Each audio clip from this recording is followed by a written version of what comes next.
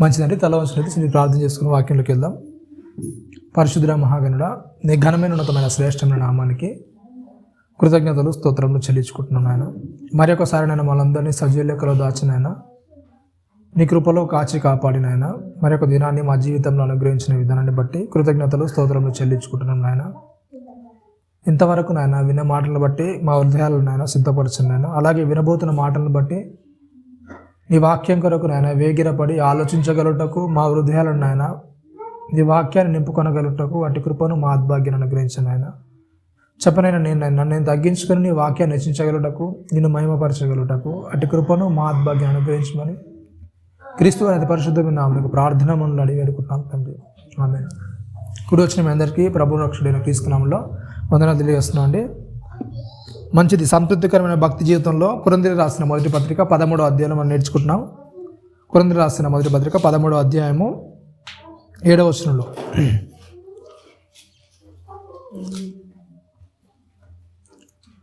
మొదటి కొరింథీ 13:7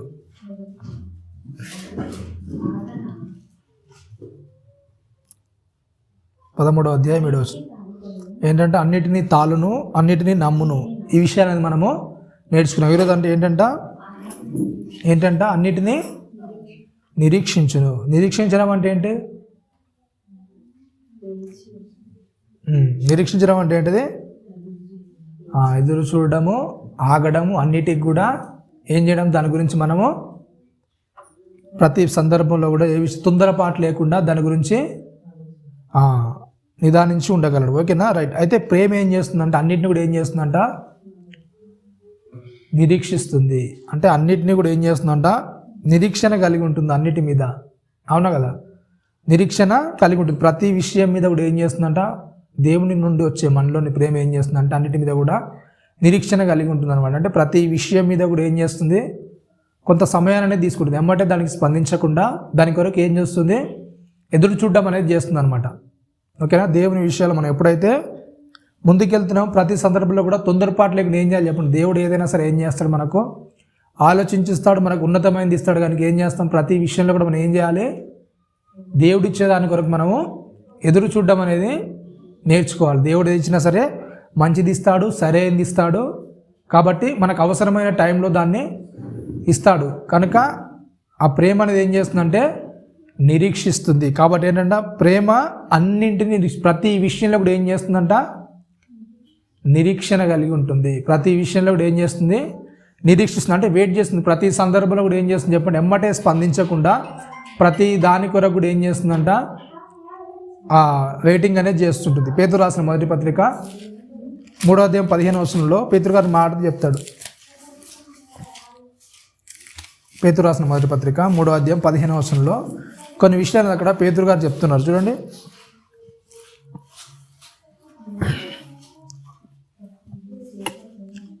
మొదటి పేతురు 3వ అధ్యాయము ఏమని చెప్తున్నాడు? నిర్మలమైన మనస్సాక్షి గలవారై మీలో ఉన్న నిరీక్షణను గూర్చి మిమ్మును ఏంటంట? హేతువడుగు ప్రతి వానికిని సాత్వికంతోనూ భయముతోనూ సమాధానం చెప్పుటకు ఎల్లప్పుడూ సిద్ధముగా ఉండి మీ హృదయముల యందు క్రీస్తును ప్రభువుగా ప్రతిష్ఠించుడి. ఏమని చెప్తున్నాడు అక్కడ? 15వ వచనం మాట ఏంటంటే ఫస్ట్ ఏంటంట? నిర్మలమైన మనస్సాక్షి గలవారే అని చెప్తున్నాడు. ఓకేనా? నిర్మలమైన మనస్సాక్షి అంటే ఏంటి? నిర్మలం అంటే ఏంటండి? తెలుసా నిర్మలం అంటే? ఒకప్పుడు ఒక 2005, 2006 ఆ టైంలో అనుకుంటా ఒకటి పౌడర్ గురించి వచ్చేది అడ్వర్టైజ్. అవునా? ఏంటి చెప్పండి? నిర్మా అనేది ఒకటి వచ్చేది కదా, నిర్మా పౌడర్. అవునా? అది ఎందుకు ఉపయోగిస్తారంటే బట్టలు ఏం చేస్తుంది చెప్పండి? ఎలాంటి మరకలు లేకుండా, ఎలాంటి మచ్చలను లేకుండా ఏం చేస్తుంది చెప్పండి? చాలా నీట్గా చూపిస్తుందని ఏం చేస్తే అడ్వర్టైజ్మెంట్ అనేది ఇచ్చేవారు. ఓకేనా? నిర్మలం అంటే ఏంటంటే ఎలాంటి డాకులు కూడా, ఎలాంటి మచ్చలు కూడా, ఎలాంటి మరకలు కూడా లేకుండా అలా చూపించడానికి ఏమంటారు చెప్పండి? నిర్మలమైంది అంటారు. ఓకేనా, రైట్. ఇక్కడ పేతురుగా చెప్తుంది ఏంటంటే నిర్మలమైన మనస్సాక్షి అంటున్నాడు. ఓకేనా, అంటే మనస్సాక్షి విషయాలు ఎలా ఉండాలంట? నిర్మలంగా ఉండాలంటే. నిర్మలంగా ఉండడం ఏంటంటే లోపల ఎలాంటి మచ్చలు డాగులు లేకుండా ఉండడం అనమాట. అంటే మనస్సాక్షి లోపల, ఓకేనా, బయటికి కనిపించే వ్యక్తికి కాదు కానీ లోపల హృదయం ఎవరి మీద కూడా ఏం చేయదు చెప్పండి, ఎలాంటి ద్వేషము, కక్ష, క్రోధము, అవునా, అవతలో నేను గాయపరచాలి, అవమానపరచాలి, అవతలో నాకు ఏదో కీడు చేస్తాడు, ఆ కీడుకు తగ్గట్టుగా నేను ఇంకేదో చెయ్యాలి, ఇట్లాంటివేమి మనసు లోపల ఉంచుకోకుండా ఏం చేయాలంటే చెప్పండి, నిర్మలమైన మనస్సాక్షి గలవారే ఉండాలని చెప్తున్నాడు. ఓకేనా, నిజంగా అట్లా ఉంటాం మరి? ఉంటారా ఉండరండి? ఫస్ట్గానే చెప్తాను ఏంటంటే నిర్మలమైన మనస్సాక్షి గలవారే ఉండండి. అంటే నిరీక్షణకు నిర్మలమైన మనస్సాక్షికి సంబంధం ఏంటి? అవునా కదా, మన నిరీక్షణకు అలాగే నిర్మలమైన మనస్సాక్షి అంటే మనలో ఉన్న మనస్సాక్షికి మనము నిరీక్షణగా ఉండడానికి సంబంధం ఏంటి అసలు? అవునా కదా, ఏ వ్యక్తి ద్వారా మనకు చెడు జరిగింది అనుకోండి, అవునా, ఏ వ్యక్తి ద్వారా మనకు ఏదో అపాయం జరిగింది, ఏదో నష్టం కలిగింది, ఏదో లోటు అనేది అతని వల్ల జరిగింది అనుకోండి. ఓకేనా, రైట్. దేవుని యందు నిరీక్షణ ఏం నేర్పిస్తుంది అంటే ఆ చెడు కూడా మనకి ఏం చేస్తుంది చెప్పండి? ఏం చేస్తుంది అంటే దేవుడు ఒక చెడును మన జీవితంలోకి అనుగ్రహించాలంటే దాని ద్వారా ఏం చేయాలనుకుంటున్నాడు మనకు? అవునా కదా. ఫర్ ఎగ్జాంపుల్ మనకు అర్థం కావాలంటే యేసేపు జీవితంలో ఏమైతే చెప్పండి, వాళ్ళ అన్నలు ఏం చేస్తారు, మొత్తం వాళ్ళను చంపేద్దాం అనుకుంటారు, గుంటలో పడేస్తారు. అవునా, చచ్చిపోయిన సందర్భంలో మరలా ఏం చేస్తారు, మరలా బయటకు తీస్తారు, ఎవరికో అమ్మేస్తారు. అవునా కదా, అమ్మేసిన తర్వాత ఏమైందంటే అమ్మిన దగ్గర సరే కొద్ది కాలం మంచుకుంటాడు, మరలా చెలసాలలోనికి వెళ్ళిపోతాడు. అవునా, ఇలా పలు విధాలుగా ఆయన జరిగిన తర్వాత ఏమైందంటే ఇదంతా కూడా ఆయనకి ఏమవుతుందో చెప్పండి, ఆయన జీవితంలో జరిగింది అంతా కూడా ఏంటిది, అంతా నష్టమే, బాధనే, ఇబ్బందే. అవునా కదా, ఇవన్నిటి ద్వారా దేవుడు ఇవన్నీ ఎందుకు కలిగించారంటే యోసేపు ద్వారా ఒక మాట చెప్తారు లాస్ట్కి ఏంటంటే ఇలా జరగకుండా నేను ఇక్కడ ఉండేవాడిని కాదు. అవునా కదా, అదంతా జరగకుండా ఉంటే వాళ్ళ అన్నలే మంచిగా ఉంటే యోసేపు ఎక్కడ ఉండేవాడు? వాళ్ళతోనే ఉండేవాడు, వాళ్ళ దగ్గరనే ఉండేవాడు. ఇలా కరువు వచ్చినప్పుడు పరిస్థితి ఏంటి మరి? అవునా కూడా, యోసేపు ఆ ప్రదేశంలో లేకుంటే అలా ముందుగా ఎవరు ఆలోచిస్తారు? 7 ఏళ్ల కరువు గురించి ఆలోచించి 7 ఏళ్ల ధాన్యాన్ని ఎవరు సిద్ధపరుస్తారు? అవునా కదా, 7 ఏళ్ళు సమృద్ధిగా పండిన దాన్ని 7 ఏళ్ల కొరకు ఎవరు దాచిపెడతారు? మరలా ఆ బుద్ధి జ్ఞానం యేసేపు దగ్గర ఉంది కాబట్టి యేసేపు ఇక్కడ ఉంటే ఏమవుతుంది? దేవుని ప్రణాళిక జరగదు. కనుక ఏం చేయాలి? యేసేపు తన అన్నల ద్వారా వెళ్ళగొట్టబడాలి, చెరసాలు వేయబడాలి, చెరసాల నుంచి మరల ఏం చేయాలి? ఆ యొక్క ఫరో దగ్గరికి వెళ్ళాలి. ఫరో తర్వాత అంతటా ఆయన ఈయనే కావాలి. అవునా కదా, అంటే దేవుని ప్రణాళిక అలా ఉంది కనుక ముందే యోసేపు అన్నీ కూడా ఏం చేశాడు? ఆ ఇబ్బందులను, ఆ కష్టాలను అనుభవించాడు. అనుభవించిన తర్వాత వాళ్ళ అన్నలు వచ్చి ఆయన దగ్గర అడుగుతున్నప్పుడు ఇచ్చే సమాధానం ఏంటంటే చెప్తాడు 50వ అధ్యాయంలో. చూడండి ఒకసారి, చాలా మంచిగా ఉంటుంది అన్నమాట. ఆదికాండము అంటే నిర్మలమైన మనస్సాక్షి అంటే ఎలా ఉంటుందో అక్కడ చెప్తాడు. ఆదికాండం 50వ అధ్యాయంలో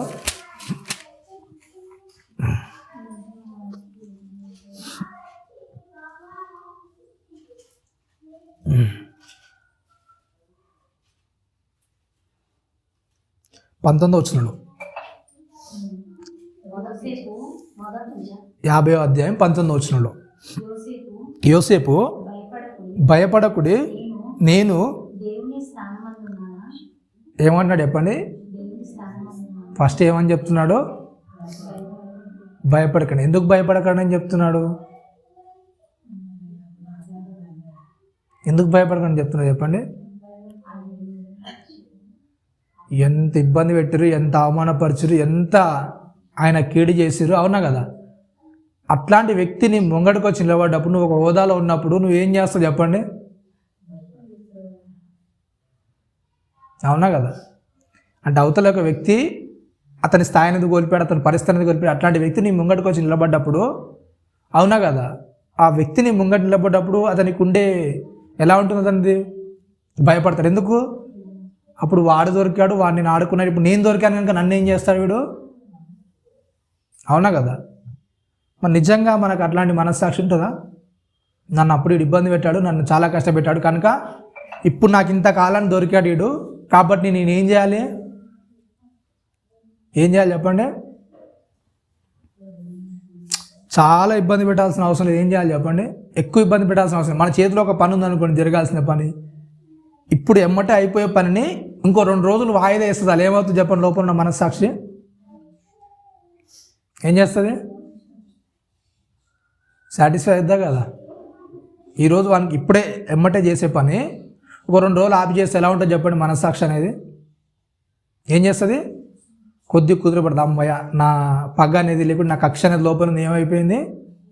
తీరింది లేదు, చాలే ఇక తిప్పించుకున్నాడు చాలు. ఎందుకంటే క్రైస్తవం ఎందుకంటే ఎక్కువ తిప్పిస్తే బాగోదు కదా. అవునా కదా? అయితే ఏసీపిస్తున్న భరోసా ఏంటంటే భయపడకండి. ఎందుకు భయపడకండి అని చెప్తున్నాడు అక్కడ, నేను దేవుని స్థానం అందున్నానా, మీరు నాకు కీడు చేయని ఉద్దేశించారు కానీ ఏంటంట, నేటి దినమున జరుగునట్లు అనగా బహు ప్రజలను బ్రతికించినట్లుగా అది మేలుకే దేవుడు ఉద్దేశించను. కాబట్టి భయపడకుడి, నేను మిమ్మును మీ పిల్లలను పోషించేదనని చెప్పి వారిని ఆదరించి ఏం చేశానంటే చెప్పండి? ఏంటంటే నిర్మలమైన మనస్సాక్షి అంటే ఏంటంటే చెప్పండి, నీ దగ్గరికి నీ కీడు చేసిన వ్యక్తి సహాయం కోరి వస్తే భయపడకండి. ఇంకేంటంటే చెప్పండి, వారిని ఆదరించి వారితో ఏం చేయాలంటే చెప్పండి? ఏం చేయాలి చెప్పండి? ప్రీతిగా అంటే ఏంటి చెప్పండి? ప్రేమగా. అంటే ఆ ప్రేమ అనేది బయట నుంచి కాదని ఎక్కడి నుంచి రావాలి చెప్పండి? హృదయం లోపల నుంచి రావాలి. ఓకేనా? రైట్. ఇక్కడ ఏమని చెప్తున్నా వారిని ఆదరించినట్టు. అవునా? ఆదరించడం అంటే వాళ్ళు ఇబ్బందులు ఉన్నారు, బాధలు ఉన్నారు కనుక ఏం చేశాడు? దగ్గర తీసుకున్నాడు. దగ్గర తీసుకోవడమే కాకుండా ఏం చేశాడు చెప్పండి? వారితో ప్రేమగా మాట్లాడుతున్నాడు. ఏమని? నేను చూసుకుంటాను, ఏం కాదులే, పర్లేదులే, అవును కదా, నేను ఉన్నాను కదా అనే భరోసా మనం వేయగలుగుతాం చెప్పండి? ఏ వ్యక్తి మనకు కీడు చేసిన వ్యక్తికి, మనకి ఇబ్బంది కలిగించిన వ్యక్తికి అలాంటి భరోసా మనం ఇస్తామా? ఇస్తాం లేదండి. అయితే అపోస్తలుడైన పౌలు గారు ఏంటంటే నిరీక్షణ గలవారై ఉండండి. అంటే ప్రేమ ఏం చేస్తుంటే అన్నిటి అంత ఏం చేస్తుంటే చెప్పండి? నిరీక్షణ కలిగి ఉంటుంది. అవునా కదా? ఎంత నిరీక్షణ అంటే యోసేపుని ఎప్పుడో చిన్నప్పుడు అమ్మేశారు. అవునా కదా? ఆయన పరిస్థితికి వస్తారో వాళ్ళు ఏం చేస్తారు చెప్పండి? గుర్తుపట్టలేదు. అవునా కదా? యోసేపు అని అసలు గుర్తుపట్టలేదు. ఎందుకంటే వాళ్ళు ఎప్పుడో చనిపోయారు అంటున్నారు, అంతా అయిపోయింది. కానీ ఆయన పెరిగి పెద్దోడు అయ్యాడు, ఒక స్థానంలోనికి వచ్చాడు. అవునా కదా? అప్పటి వరకు యోసేపుకున్న నిరీక్షణ ఏంటి చెప్పండి? నా అన్నలు కలుస్తారు. ఆయనకున్నదంతా కూడా ఏంటంటే వాళ్ళ అన్నలు ఎలాగైనా సరే ఏం చేయాలి చెప్పండి? మారాలి అంతే. అంటే అప్పట్లాగానే ఉన్నారు, ఇంకేమన్నా మారారా? వాళ్ళు మారాలి. అవునా కదా? ఆయనలో ఉన్న నిరీక్షణ ఏంటంటే కంపల్సరీగా మా అన్నలు ఏం చేస్తారు? మారుతారు. నా దగ్గరకు వస్తారు, ప్రేమతో వాళ్ళతో నేను కలిసి ఉంటాను. అవునా కదా? నన్ను ఇబ్బంది పెడితే పెట్టారు, తెలిసి తెలియక వాళ్ళు ఏదో చేశారు కోపంగా, కానీ వాళ్ళు ఇంకా మారారా? అలాగే ఉన్నారా? అవునా కదా? అంటే వాళ్ళ కొరకు ఏం నిరీక్షణ ఉంది? వాళ్ళు మారుతారు, నాతో మరలా కలుస్తారు, కలిసి ఉండాలి మేము అందరం కూడా. అవునా కదా? రైట్. ఏసేపు జీవితంలో ఏం చేస్తాడు ఎప్పుడు అంతా కూడా అంటే నిరీక్షణ కలిగి ఉన్నాడు ప్రతి దాని మీద. మనం ఏదైతే నిరీక్షణ కోల్పోతుంటామో, అయితే దేవునిలో ఉన్న ప్రేమ ఏమని చెప్తుందంటే ఎప్పటికైనా సరే మనిషి ఏం చేస్తాడు చెప్పండి? ఏం చేస్తాడు? మారుతారు. ఏ మనిషి అయినా సరే ఏం చేయాలి చెప్పండి? మారాలి. అవునా కదా? అది ఎన్ని సంవత్సరాలు పడుతుందో తెలియదు, ఎంత కాలం పడుతుందో తెలియదు, కానీ ఏం చేస్తాడు మనిషి అనేవాడు? కంపల్సరీగా ఏం చేయాలి? మారాలి. అయితే ప్రేమ ఏం చేస్తుందంటే ఆ మారే వరకు ఏం చేస్తుంది చెప్పండి? ఏం చేస్తుంది?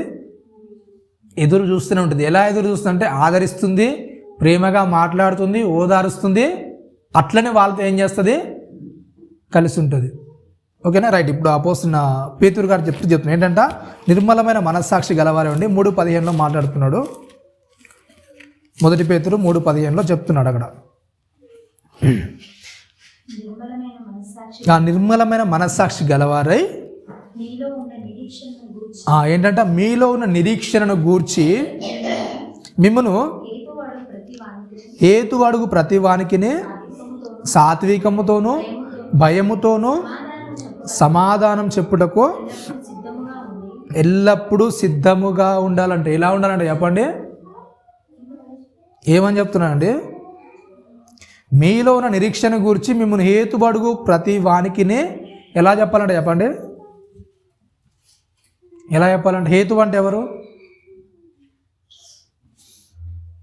హేతు అని ఎవరిని అంటామండి? హేతు అంటే తెలుసా లేదా? హేతు అని ఎవరిని అంటారు? హేతువాదులు అంటారు. హేతువాదులు అంటే దేవుని నమ్మని వారిని ఏమంటారు? హేతువాదులు అంటారు. ఓకేనా? హేతువు అంటే ఎవడంటే మనం ఏది చెప్పినా విననివాడు, నమ్మనివాడు. మనం ఏది చెప్పినా సరే వాడు ఏం చేయడు, నువ్వు చెప్పింది కరెక్ట్ కాదు, నువ్వు చెప్పింది తప్పు, నువ్వు ఎంత మంచిగా చెప్పు, ఎంత కరెక్ట్ చెప్పు, అయినా కానీ నేను ఏం చేస్తాడు, నీదే తప్పు అంటాడు. అవునా? అట్లాంటి వాళ్ళతో ఏం చేయాలంటే చెప్పండి, ఏం చేయాలండి? మీలో ఉన్న నిరీక్షణను గూర్చి, మీలో ఎంత నిరీక్షణ ఉందో, మీరు ఎంత ఓపిక పట్టగలుగుతారో, ఎంత ఆదరించగలుగుతారో, ఎంత ప్రేమగా మాట్లాడతారో, ఆ నిరీక్షణను గూర్చి అంటే ఏం చేయాలంట? మీలో ప్రతి వానికి ఏం చేయాలంటే చెప్పండి, సాత్వికంతో. సాత్వికం అంటే ఏంటండి? మోషే గారితో మాట్లాడుతూ చెప్తారు దేవుడు ఏంటంటే, మోషే గారి గురించి సాక్ష్యం చెప్తారు ఏంటంటే, మోషే నా ఇల్లంతటిలో నమ్మకస్తుడు. అలాగే మోషే ఏంటి చెప్పండి? సాత్వికుడు. సాత్వికుడు అంటే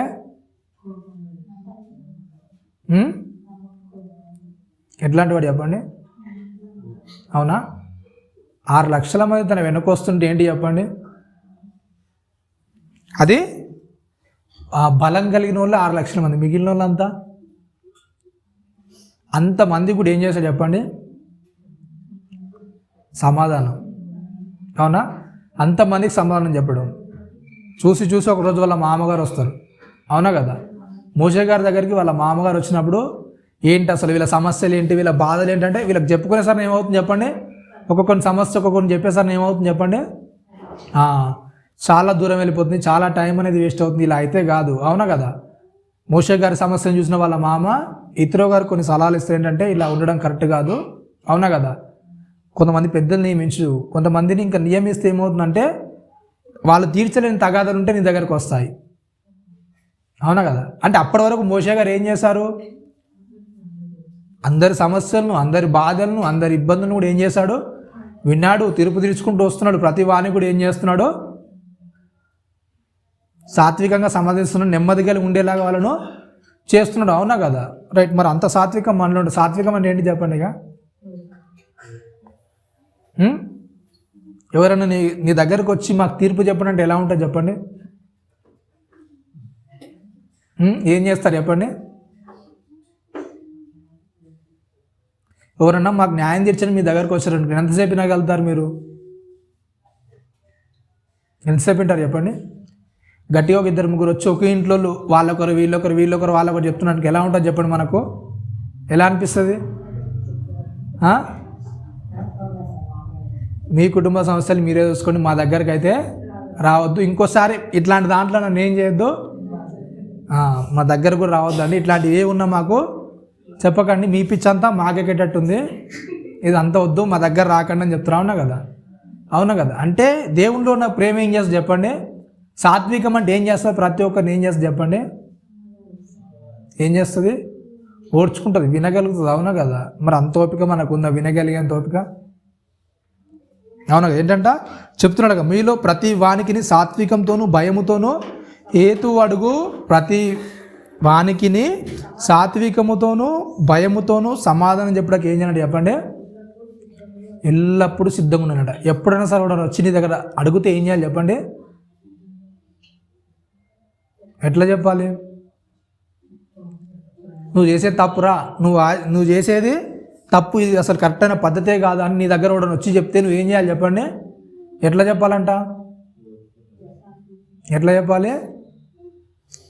వాని దగ్గర కూర్చోబెట్టుకొని జాగ్రత్తగా, అలా కాదు ఇలా చేస్తే ఏమవుతుంది చెప్పండి?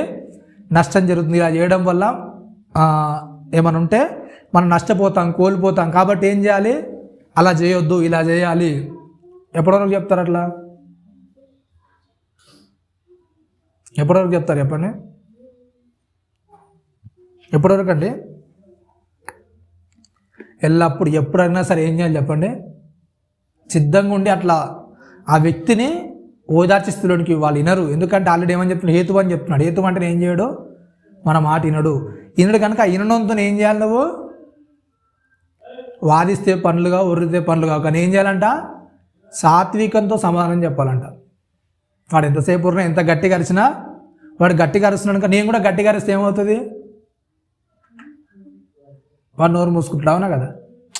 చాలా విషయాలు ఏమవుతుందంటే కొద్దిగా గట్టిగా మాట్లాడే వ్యక్తులు ఉన్నారు అనుకోండి, మనం కూడా గట్టిగా మాట్లాడితే ఏమవుతుందో చెప్పండి, వామ్మో నోరు నాకంటే పెద్దగా ఉన్నట్టుందని ఏం చేస్తారు చెప్పండి, ఏం చేస్తారు, భయపడతారు. అవునా కదా.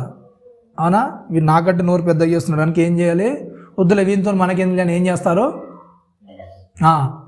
తప్పు మనదున్నా సరే అవతలోడు ఏం చేస్తాడు చెప్పండి, నోరుకు భయపడి ఏం చేస్తాడండి, వదిలేస్తాడు. పోతే ఓన్లే అయిపోతే అయిపోయింది, వాడి నోట్లో నోరోడు పెడతారు అనవసరంగా. అవునా కదా. అట్లానే ఏం చేస్తారు, వదిలేస్తారు. కానీ మీ దగ్గరకు వచ్చినప్పుడు మీరు ఏం చేయాలి చెప్పండి, మీ నోరు పెద్ద చేసుకొని మీ గుంపు ఏదో పెద్ద చేసుకుని అవతల మీద పడిపోవడం కాదు, కానీ అవతలోనికి అర్థమయ్యే విధంగా మీరు ఏం చేయాలి చెప్పండి, వానికి అర్థం చేసే విధంగా, అర్థమయ్యే విధంగా ఎలా అయితే అర్థమవుతుందో, వానికి ఏదైతే ఇబ్బంది ఉందో వాటి అన్నిటిని కూడా విని వాడిని ఏం చేయాలి, సమాధాన పరిచేలా ఉండాలి మన నిరీక్షణ అనేది. అవునా కదా. ఇక్కడ నిరీక్షణ అనేది ఏమవుతుందంటే అవతలోనికి సమాధానం చెప్పే విషయాలు మనకి ఏమవుతుందో చెప్పండి, ఒక ఆలోచన మనకు వస్తుంది. ఏంటంటే ఒక 2 సార్లు 3 సార్లు చెప్పాను అనుకోండి, అనే విషయాల్లో మనకి ఏమొస్తుంది చెప్పండి ఆలోచన. ఇక్కడ ఎన్నిసార్లు చెప్పినా సరే మరలా ఫస్ట్ నుంచే తీసుకొస్తాడు, మరలా పాతవి తీసుకొస్తాడు. అవునా కదా. నేను ఎన్ని చెప్పినా సరే మరలా పాతవి చదువుతాడు, మరలా పాతవి చెప్తాడు, మరలా చెప్పిందే చెప్తాడు. అవునా కదా. అట్లా అనిపిస్తుందా లేదా. నేను ఎంత మంచిగా చెప్పినా, ఎంత జాగ్రత్తగా చెప్పినా, ఎలా చేయాలని చెప్పినా మరలాడు ఏం చేస్తాడు, మరలా వెనకడిది తీసుకొస్తాడు, మరలా పాతదే తీసుకొస్తాడు, మరలా పాతదాని విషయాల్లో ముడిపెడుతుంటాడు. నేను చెప్పేది అర్థమవుతుందో అర్థం కావట్లేదు, నాకే అర్థమవుతలేదు అనే పరిస్థితులను మనం ఏం చేస్తాం, వెళ్ళిపోయి ఒక ముద్రణ చేస్తాం. ఏంటంటే వీనికి ఎన్ని చెప్పినా కానీ వినడిగా. అవునా కదా.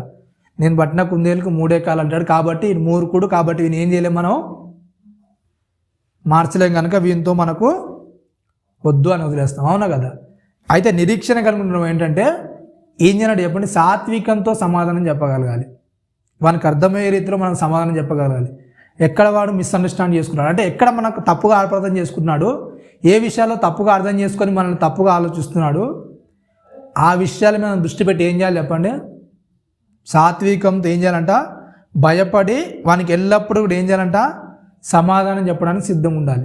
వాడు ఏది అడిగినా సరే ఏం చేయాలి చెప్పండి, వానికి అర్థమయ్యే రీతిలో నువ్వు చెప్పే విధంగా ఉండాలి. నీకు నచ్చింది ఏదో నువ్వు చెప్పేసి, నీకు వచ్చింది ఏదో నువ్వు చెప్పేసి అయిపోయింది అంతే అంతే ఇది ఇంతే అన్నారు అనుకుని ఏమవుతుంది చెప్పండి, అది వానికి అర్థం కాదు, అది అనేది అలానే ఉంటుంది. కాబట్టి ఏంటంట అట్లాంటి వారు ఉండొద్దు. చాలా జాగ్రత్తగా ఏదైనా చెప్పాల్సిన విషయం వస్తే నిరీక్షణ కలిగి వాడు మారతాలే, ఈ రోజు కాకపోయినా రేపింటాలే అనే విషయాల్లో మనం చెప్పే విధానం అనేది, మనం చెప్పే పద్ధతి అనేది ఏం చేయాలి చెప్పండి, ఏం చేయాలి, మళ్ళీ మనం మార్చుకోవడానికి సిద్ధంగా ఉండాలి. మనం సాత్వికంగా మాట్లాడడానికి ఎప్పుడు కూడా సిద్ధంగా ఉండాలి. ఇంకా చెప్తున్నాడు, సమాధానం చెప్పడానికి ఎల్లప్పుడూ సిద్ధంగా ఉండండి. మీ హృదయముల యందు ఏమని చెప్తున్నాడు చెప్పండి, మీ హృదయంలో యందు ఏం చేయాలంట, క్రీస్తును ప్రభువుగా ప్రతిష్ఠించు. అంటే క్రీస్తే నాకు ప్రభువు, ఆయన ఏది చెప్తే నేను అది వింటాను అని ఎప్పుడైతే మనం ప్రతిష్ఠిస్తామో అప్పుడు మీరు దేని విషయమై దుర్మార్గులని దూషింపబడుదురో దాని విషయమై క్రీస్తునందున్న మీ సత్ప్రవర్తన మీద అపనింద వేయువారు సిగ్గుపడుదురు. ఏంటంటే చెప్పండి, మన మీద అపనింద వేసే వాళ్ళు ఏం చేస్తారంట, సిగ్గుపడతారు. ఎప్పుడు ఎలా సిగ్గుపడతారు, ఎట్లుంటే సిగ్గుపడతారు చెప్పండి. మనం అంతా మంచిగా చేయాలి, వాళ్ళతో మంచిగానే మాట్లాడాలి. ప్రతి విషయాలు ఎప్పుడైనా సరే ఏదైనా సరే మనం ఏం చేయాలి చెప్పండి, తప్పించుకొని తిరగడానికి కాదు. ఏదైనా అయిపోతే తప్పించుకొని తిరగడానికి కాదు, కానీ ప్రతిదానికి కూడా మనం సమాధానం ఇచ్చేది ఎప్పుడైతే మనం ఉంటామో, ప్రతిదానికి కూడా మనం ఎప్పుడైతే సిద్ధంగా ఉంటామో, ఏది అడిగినా సరే ఏం చేయాలి చెప్పండి, సాత్వికంగా చాలా క్లియర్గా క్లారిటీగా ఎప్పుడైతే మనం చెప్పగలుగుతామో ప్రతి విషయాల్లో, ఆ చెప్పగలిగినప్పుడు ఏమవుతుంది చెప్పండి, ఏమవుతుందంట, ఒకవేళ చాలా విషయాల్లో నెగిటివ్ అనేది ఎలా స్ప్రెడ్ అవుతుందంటే, ఒక కుటుంబంలో కానీ ఏదన్నా పరిస్థితుల్లో కానీ మనకు గొడవ అయింది అనుకుంటే ఏమవుతుంది చెప్పండి, చాలా వరకు పాజిటివ్ అంటే మంచి దానికంటే చెడు యొక్క ఏమవుతుంది చెప్పండి, వ్యాపిస్తుంది. అవును కదా, మంచి కంటే చెడు అనేది ఎక్కువగా స్ప్రెడ్ అవుతుంటుంది. కాబట్టి అట్లాంటి విషయాలు ఏం చేయాలి చెప్పండి, నీది ఏది మంచో ఏది కరెక్ట్ అది ఏం చేయాలి చెప్పండి, నువ్వు చెప్పగలిగే సామర్థ్యం అనేది ఉండాలి.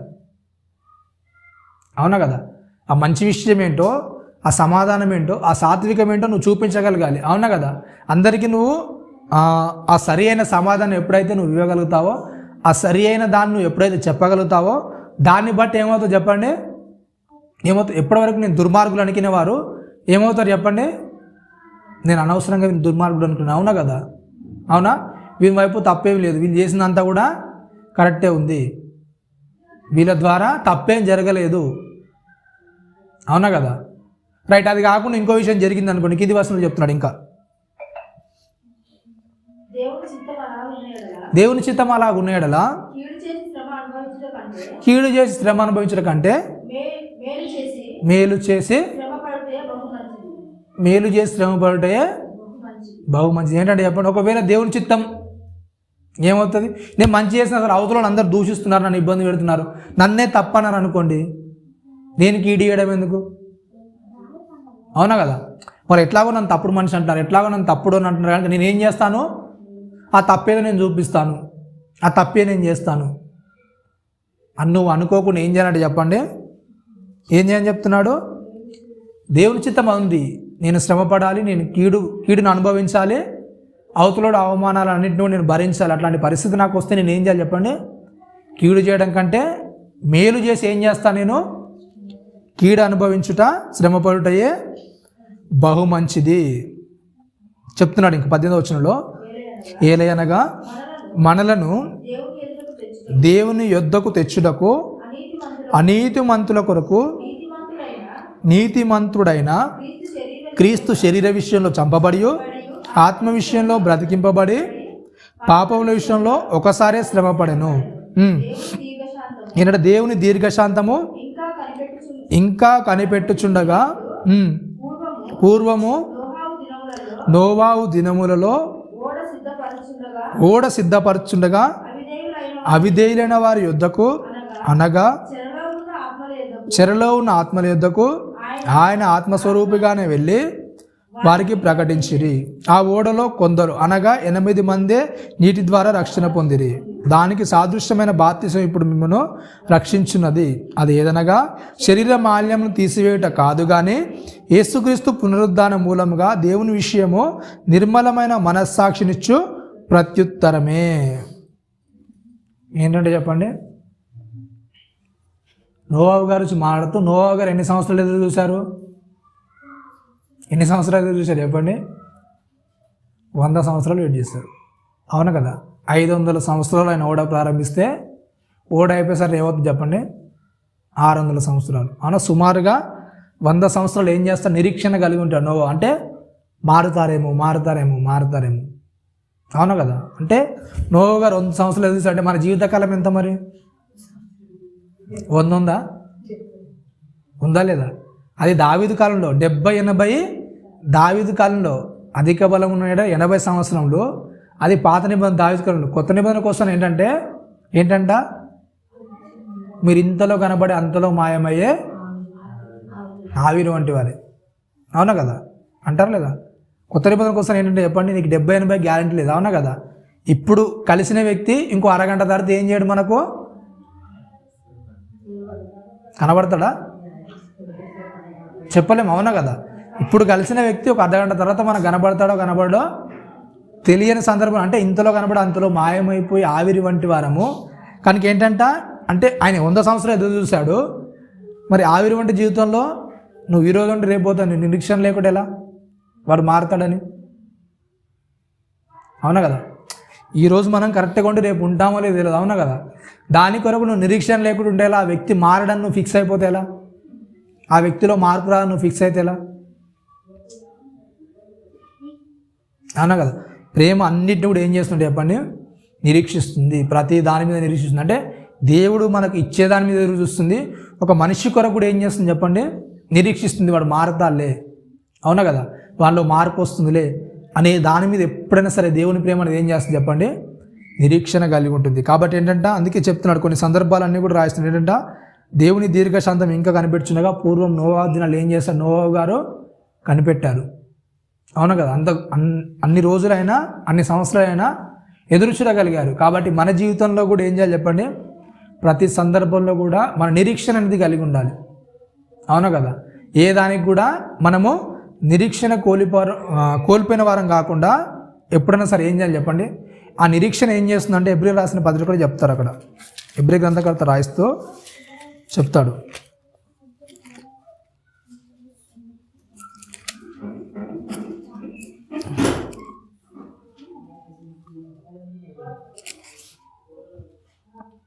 ఎబ్రీ రాసిన పత్రికలు ఉంటుంది, ఈ నిరీక్షణ మీకు లంగరు వల్ల మనం దాటిస్తుందని ఉంటుంది. చూడండి,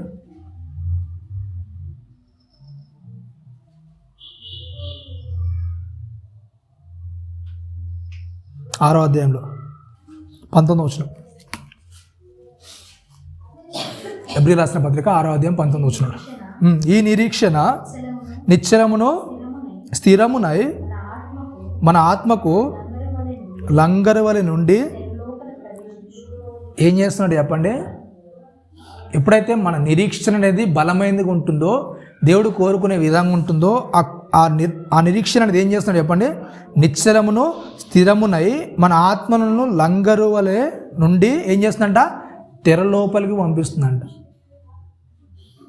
ఏం చేస్తుంటే ఎప్పుడైతే మనకు బలమైన నిరీక్షణ కలిగి ఉంటామో, ఆ బలమైన నిరీక్షణ ద్వారా మనకు ఉండే ఉపయోగం ఏంటంటే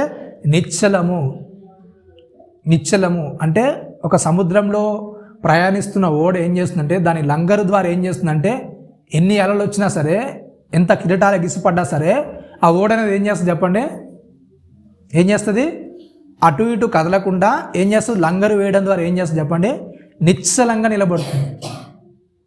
అవునా కదా, అంటే ఆ లంగరు ఆ కింద దానికి సపోర్ట్గా ఉండడం ద్వారా ఏం చేస్తుంది చెప్పండి, పడవ అనేది అక్కడిక్కడ పోకుండా జాగ్రత్తగా నిలబడగలుగుతుంది. అలాగే మన జీవితంలో కూడా నిరీక్షణ ఎప్పుడైతే పెరుగుతుందో, ఆ నిరీక్షణని బట్టి ఎంతమంది నీకు ఎన్ని సాకులు చెప్పినా, ఎంతమంది నీకు ఎన్ని కొండాలు చెప్పినా, ఎన్ని అబద్ధాలు చెప్పినా, దాన్ని బట్టి నీ నిరీక్షణ ద్వారా నువ్వు ఏం చేయవు, ఆ గాలికి అడ్డుకొట్టుకుపోవడం, ఈ గాలికి ఇటుకొట్టుకుపోవడం, నా గురించి వాడలా అన్నాడని వాని గురించి నువ్వేదో అనడం. అవునా కదా, నా వెనక నుంచి ఇంత సాగుతుందని దాని మీద నువ్వు కక్ష కట్టడం. అవునా కదా, ఇవన్నీ కూడా ఏం చేయవు, జరగదు, నిశ్చలంగా ఉంటుంది. ఎట్లా నిశ్చలంగా అంటే క్రీస్తు ఎలాగైతే ప్రేమించాడు అవతల వారిని, నా ప్రేమ కూడా ఏం చేయాలి, అవతలోడు అంటే అనని, అవతలో నన్ను తిట్టని, అవతలో నా గురించి ఏదో చెడుగా చెప్తే చెప్పుకొని, దానివల్ల నాకు నష్టం ఏముంది. అవునా కదా, నువ్వు మంచివాడిగా ఉన్నప్పుడు ఒకవేళ అవతలో నీ మంచి గురించి తెలిసింది అనుకో, అది నీకు మంచిది అవుతుంది. లేదా అవతలో నిన్ను కీడుగా అనుకుంటే ఆ దేవుని నుండి వచ్చింది కనుక నువ్వేం చేయి, ఆనందంగా ఎంచుకో అని చెప్తున్నా. ఇంకేంటంటే నిశ్చలముగాను స్థిరమునై మన ఆత్మకు లంగరు వలె నుండి ఏంటంట, తెర లోపల ప్రవేశిస్తుంది. అవునా, క్రీస్తు అనే ద్వారం లోపల ఏం చేస్తుంది చెప్పండి, మన నిరీక్షణ ఎప్పుడైతే ఆ ప్రేమ కలిగి నిరీక్షణ కలిగి మనం ఉంటామో, క్రీస్తు లోపలికి మనం ఏం చేస్తాం, ప్రవేశించగలుగుతాం. దేని ద్వారా అంటే మన నిరీక్షణ ద్వారా, మనకుండే ఆ ఆసక్తి ద్వారా, ఆ దీర్ఘశాంతం ద్వారా ఏం చేస్తాం, మనం క్రీస్తు లోపలికి వెళ్ళగలుగుతాం, మనం క్రీస్తులోనికి మనం వెళ్ళగలుగుతాం. కాబట్టి అలాంటి నిరీక్షణ అనేది మనం కలిగి ఉండాలని కోరుకుంటూ, దానిలో మనం ఇంకా మనల్ని మనం పెంపొందించుకోవాలని కోరుకుంటూ చిన్న మాటలు ముగిస్తున్నాం. తల ఉంచుకొని ప్రార్థించుకుందాం. పరిశుద్ధుడ మహాగణుడ, నీ ఘనమైన ఉన్నతమైన శ్రేష్టమైన నామానికి కృతజ్ఞతలు స్తోత్రం చెల్లిస్తున్నాం. ఆయన విన్న మాటలు ఆయన మా హృదయంలో ఫలించిన ఆయన, ఇదిగో నాయన మా నిరీక్షణ నాయన, మా ఆత్మకు లంగరు వలె నాయన క్రీస్తు అనే తెరలోనికి నాయన ప్రవేశించగలుగుటకు, మమ్మల్ని మేము సరిదిద్దుకొనగలుగుటకు నాయన, మమ్మల్ని మేము నాయన నీ కృపలో సాత్వికంతోనూ దీర్ఘశాంతంతోనూ నాయన కూడిన భక్తిని నేర్చుకోగలుగుటకు అటు కృపను మహాద్భాగ్యాన్ని మాకు అనుగ్రహించమని క్రీస్తు వారి అతి పరిశుద్ధమైన నామమున ప్రార్థన